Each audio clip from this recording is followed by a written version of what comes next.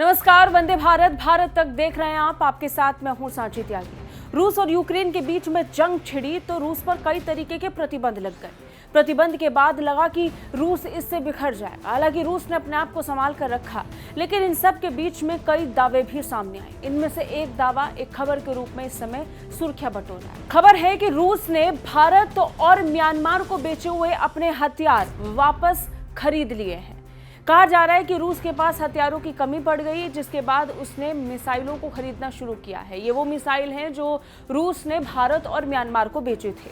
ये दावा वेबसाइट निकाई एशिया.com ने अपने एक विश्लेषण के आधार पर किया। वेबसाइट का दावा है कि कस्टम क्लियरेंस डाटा के विश्लेषण के आधार पर वो इस नतीजे पर पहुंची है। उसके पास इससे जुड़े हुए कुछ दस्तावेज हैं, कुछ डॉक्यूमेंट्स हैं, जिसमें इस बात का जिक्र है कि कैसे भारत और म्यांमार से रूस द्वारा टैंक्स और मिसाइल रूस वापस खरीद रहा है। वेबसाइट ने अनुमान लगाया कि रूस संभवतः यूक्रेन युद्ध में अपनी मोर्चाबंदी को मजबूत करने के इरादे से ऐसा कर रहा है। इस युद्ध में उसने उन देशों पर भरोसा किया है जिनके साथ उसके बहुत पुराने रक्षा संबंध हैं। भारत उन देशों की सूची में शामिल है जो रूस से लंबे वक्त से हथियार खरीद रहे हैं।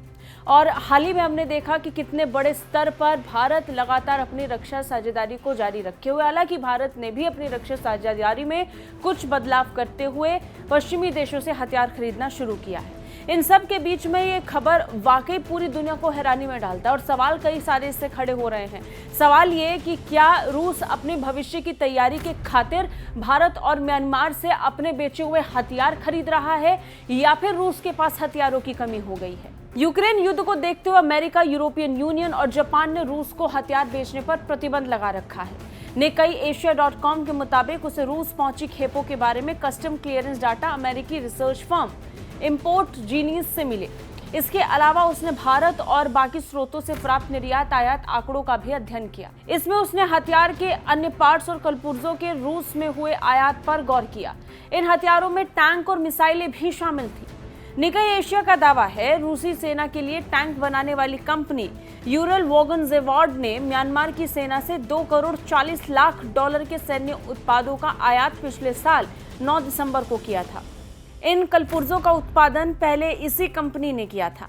वेबसाइट का दावा है कि इस कंपनी ने 6775 दूरबीन और टैंक में लगाए जाने वाली 200 कैमरों को भी वापस खरीदा है। विश्लेषकों का मानना है कि रूस अपने बेड़े को मजबूत करना चाहता है। रूस के पास बड़ी संख्या में पुराने T-72 टैंक हैं जिनकी आधुनिकीकरण की जरूरत है ताकि उन्हें युद्ध में भेजा जा सके। इन टैंक्स में दूर तक देखने वाले यानी ऑप्टिकल सिस्टम की समस्या है। हो सकता है कि रूस ने अब ये कमी दूर करने के लिए नए तरीकों को अपनाना शुरू किया है। निकाई एशिया के मुताबिक मिसाइल उत्पादन से जुड़ी रूसी कंपनी NPK-KBM ने जमीन से हवा में मार करने वाली अपनी मिसाइल प्रणाली के लिए 6 नाइट विजन सिस्टम की भारत से वापस खरीदारी पिछले साल ही की थी। $1.5 लाख के उन उपकरणों का पिछले साल अगस्त से नवंबर के बीच रूस में आयात हुआ। निकाई एशिया की इस खबर ने पूरी दुनिया में तहलका मचा दिया है और खबर और भी ज्यादा सुर्खियां बटोरने लगी हैं। दावे जो पेश किए जा रहे हैं उसके बाद रूस ने अभी तक इसे लेकर चुप्पी साधी हुई है। रूस की तरफ से इसे लेकर कोई प्रतिक्रिया नहीं आई है। वहीं भारत की तरफ से भी इसे लेकर कोई औपचारिक जानकारी सामने नहीं आई। आपको ये रिपोर्ट कैसी लगी हमें कमेंट करके जरूर बताइए। बाकी रक्षा और विदेश मामलों से अपडेट रहने के लिए देखते रहिए भारत तक। जय हिंद।